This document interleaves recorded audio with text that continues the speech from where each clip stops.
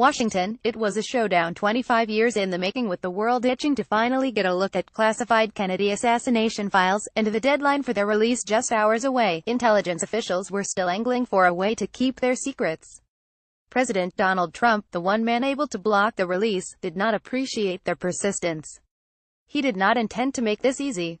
Like much else surrounding investigations of the 1963 killing of President John F. Kennedy, Thursday's release of 2,800 records from the JFK files was anything but smooth.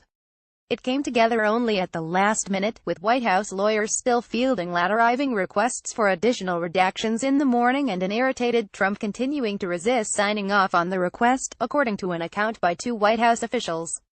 They spoke only on condition of anonymity to discuss internal discussions. The tale of the final hours before the congressionally mandated 25-year release deadline adds a new chapter to the story of Trump's troubled relationship with his spy agencies.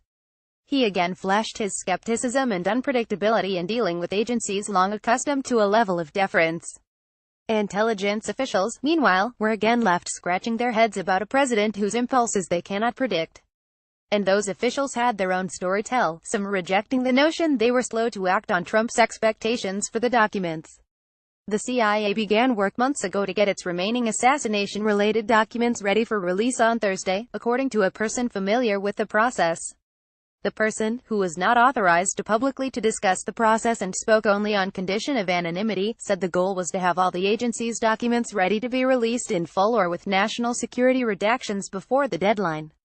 Since taking office, Trump has challenged the integrity of intelligence leaders, moved to exert more control over U.S. spying agencies, and accused his predecessor of using government spycraft to monitor his campaign. In the JFK files matter, one White House official said, Trump wanted to make clear he wouldn't be bullied by the agencies. Whatever occurred in the lead-up to deadline day, Trump was irritated Thursday that agencies still were arguing for more redactions.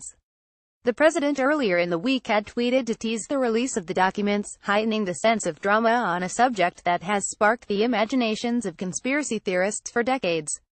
Under a 1992 law, all of the records related to the assassination were to be made public unless explicitly withheld by the president. Just before the release Thursday, Trump wrote in a memorandum that he had no choice but to agree to requests from the CIA and FBI to keep thousands of documents secret because of the possibility that releasing the information could still harm national security.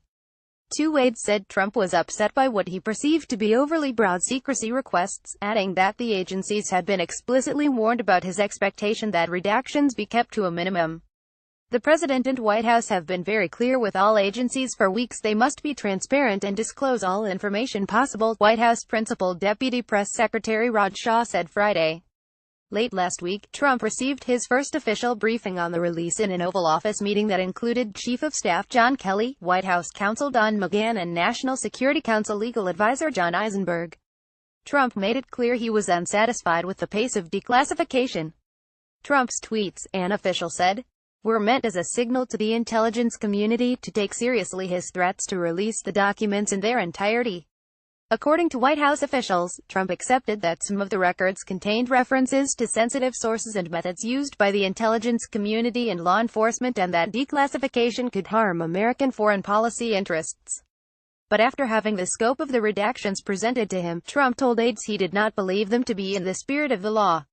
On Thursday, Trump's top aides presented him with an alternative to simply acquiescing to the agency requests. He could temporarily allow the redactions while ordering the agencies to launch a new comprehensive examination of the records still withheld or redacted in part.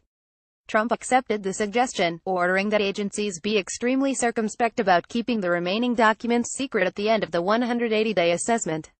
After strict consultation with General Kelly, the CIA and other agencies, I will be releasing all JFK files other than the names and addresses of any mentioned person who is still living, Trump wrote in a Friday tweet. I am doing this for reasons of full disclosure, transparency, and in order to put any and all conspiracy theories to rest, _____. Associated Press writer Deb Reekman contributed to this report.